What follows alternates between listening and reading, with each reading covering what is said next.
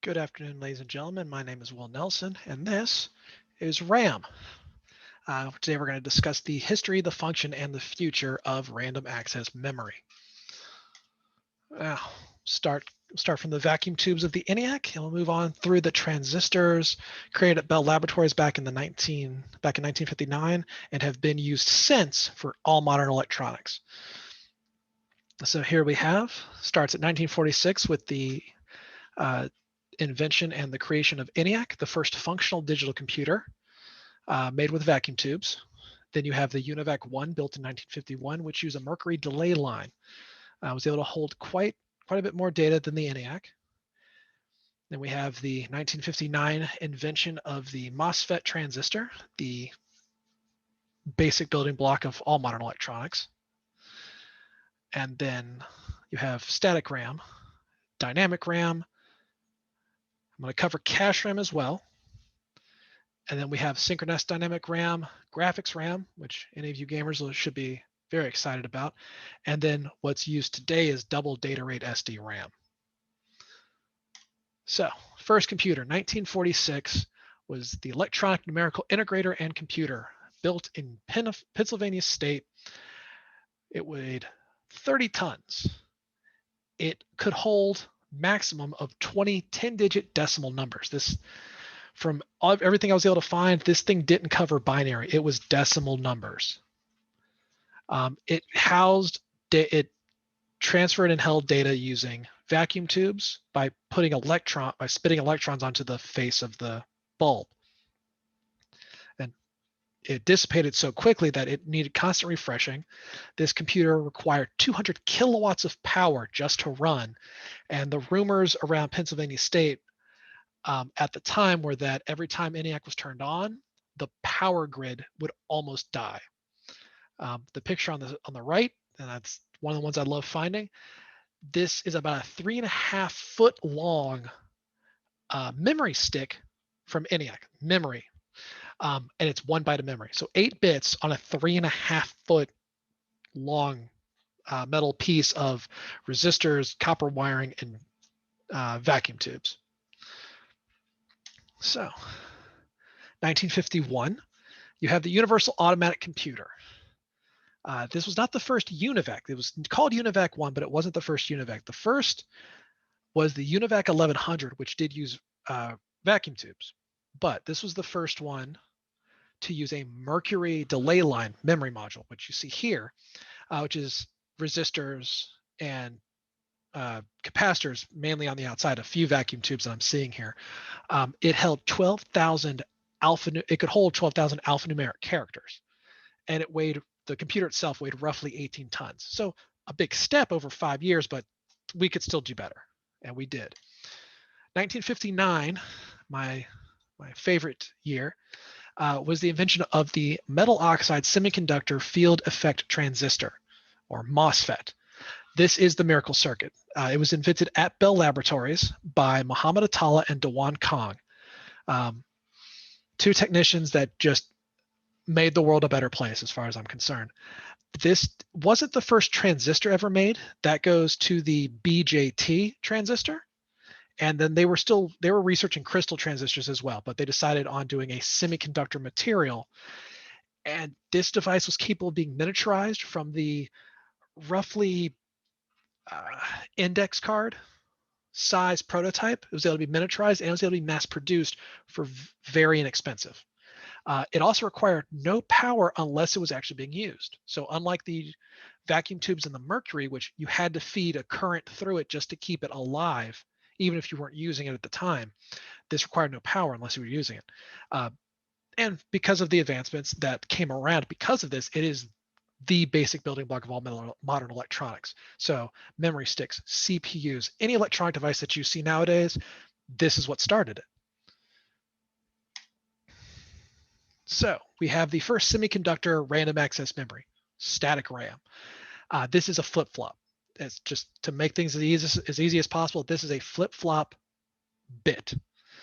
So as anyone who's ever done anything with circuitry or ever worked with flip-flops, you put a bit in one side, the flip-flop holds it and will spit it out the other side. And that flip-flop stays a 1 or a 0 until you tell it otherwise. Best part about it. Then you have dynamic RAM. This was created by Robert Denard because he was convinced a flip-flop is great. 6 transistors though, this eats up a lot of power and it takes up a good bit of space. And he was convinced he can make it better, and he did. He took out 5 of the transistors and included a capacitor. So 1 transistor, 1 capacitor to hold 1 bit of data. This was huge. You're able to hold data using less power, using less space, and now we could actually start shrinking it even further, and it would still hold that bit. It was great. It was phenomenal. But static RAM didn't die off. It's still used today. And there are advantages and disadvantages to both. Static RAM used the flip-flops. There was no refreshing, so you could get that bit faster. But you had to pause the computer had to pause what it was doing to read or write from that bit. And because there were more components to it, it required more power. The dynamic RAM used a capacitor. Now, because a capacitor discharges, it needed constant refreshing, which from what I read is roughly 16 times a second that transistor had to refresh that capacitor, or has to refresh that capacitor because it's still the same today. So it does take longer to access the data on each dynamic RAM bit. But because it requires that constant refreshing, you're able to read and write to it while an application is running. So there's some trade-off there, obviously.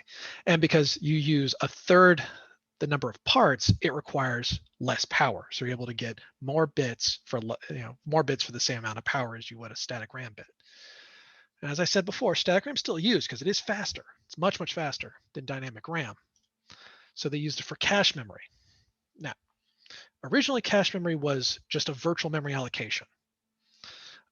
But around the 1980s, microprocessors started becoming much, much faster. Their frequencies started outpacing memory by large gaps. So processors got faster, memory didn't. So eventually, small amounts of static RAM began. They were trying to add static RAM to the CPU itself for faster access without using the data bus. That was the goal, was to get RAM that didn't have to go through the motherboard's data bus so the processor could get to it faster and processor could use it faster. And then in the late 1980s, Intel did it with their 8046 processor. And the one I have here is the i46DX, and it had a level 1 cache of 8 kilobytes. Now, this was a huge deal then, and it's an even bigger deal now. Cache is a requirement for all processors nowadays. And I have here is one of the processors I use in my desktop at home is an Ryzen 7 2700X 8-core processor by American Micro Devices.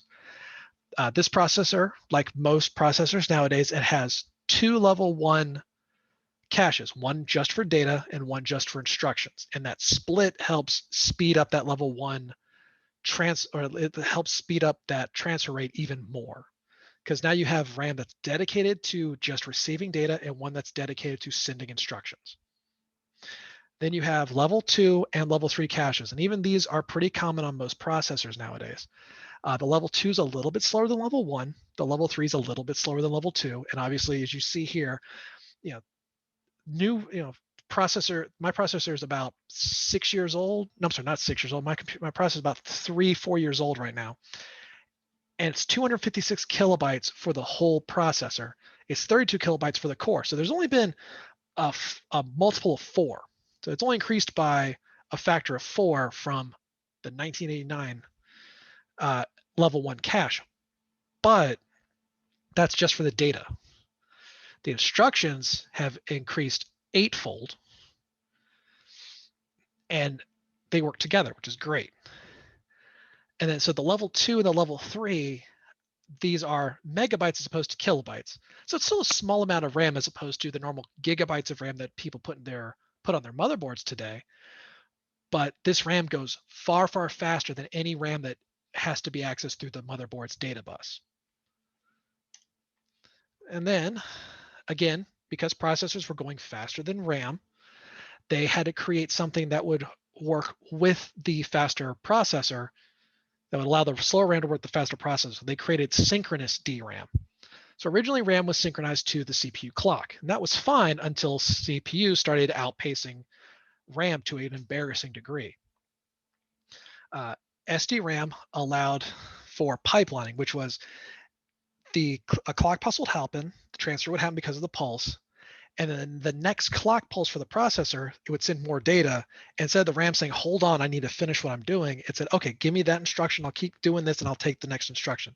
So it turned the computer from a kind of a bucket line to an assembly line where the processes would just keep coming and the data would keep getting data would get processed and stored and released, and read and write would happen not simultaneously, but it would happen much, much faster. So the first generation was the prototype. Like most first generations of just about anything are. The second through fourth generations became the beginning of naming RAM after the clock speed or the transfer rate, as it is now. So you have PC66, 100, 133, and these are all linked to the transfer rate, and in this case, the transfer rate is the clock speed, and they're backwards compatible. So if you had a second generation motherboard, you could put fourth generation RAM into it. Only time RAM has ever been like this, which is great because you can't do it nowadays. With double data rate SDRAM, you're able to get 2 transfers per pulse, one on the leading edge, one on the trailing edge. Great, allows for a much, much faster. And they were able to put multiple speeds of RAM in every generation of DDR RAM. But there is no backwards compatibility because DDR RAM is not keyed the same way. But there's also been huge gaps of time in relation to the original SD RAM, where the newer stuff may not ever, even if it was keyed to fit in an older computer, there's no guarantee it would actually work. So it's you take it's kind of a give and take there. As I said, the speeds for DDR is linked to the transfer rate. It is double what the clock speed is because you're getting 2 transfers per clock pulse. There's also low power DDRAM, which is for smartphones, tablets, portable electronics, where the battery is what you run off of, not the power coming out of your wall. Now we have GRAM, synchronous graphics RAM. This was designed specifically for graphics related processes. This is common. Many people will commonly refer to this as VRAM. It's a misconception, but it's kind of a common misconception, so it's no harm, no foul. Video RAM was a thing back in the 90s, along with window RAM. Most people never heard of window RAM. I didn't before I started researching for this presentation. That's fine. Graphics RAM beat them out. It outlasted both of them, so it's just how it is. Probably one of the main reasons is because graphics RAM was used on the Sony PlayStation. The first one that had it was the PCH 5000 model, released in Japan in December 1995. And then in 98, the 3 years after the first graphics RAM was used on a gaming console, we had graphics double data rate RAM, so GDDR. The current generation graphics cards, the RTX 3080 by NVIDIA and the 6800 from ATI, both use GDDR6X, which is either a new generation from GDDR6 or a half generation from GDDR6. It depends on who you talk to. Now, looking forward, you have 3D Crosspoint, which is released today. It's called Optane by Intel. It's designed to bridge the gap. It's supposed to be faster than SSD, and it's trying to get to RAM. It's not universally compatible, though. You have to have a specific chipset to make it work. So you won't be able to use this on an AMD motherboard. Because it's not universally compatible, I have a strong feeling it's going to get abandoned. And honestly, with the advancements I've seen for resistive RAM and magnetic RAM, it's not going to be a problem. The one trend I have seen is that they're trying to make hard drives, they're trying to make non-volatile memory as fast as volatile memory, which I think is a really cool idea. I'd love to see it actually happen. Because right now, even an SSD, the fastest hard drive most people know about, the NVMe's, the ones that you plug directly into your motherboard, they're still roughly 36 times slower than RAM is. which is fine. For resistive RAM, I did find some articles that are about 2 weeks old where there was a major breakthrough in machine learning and artificial intelligence using resistive RAM. So there's a good chance that we may see some more commercial uses of resistive RAM and even magnetic RAM in the coming years. Both of these have been in development for about a decade now, so hopefully we'll be able to see something soon. I'm very excited. Again, my name is Will Nelson. Thank you for attending, and you guys have a good day.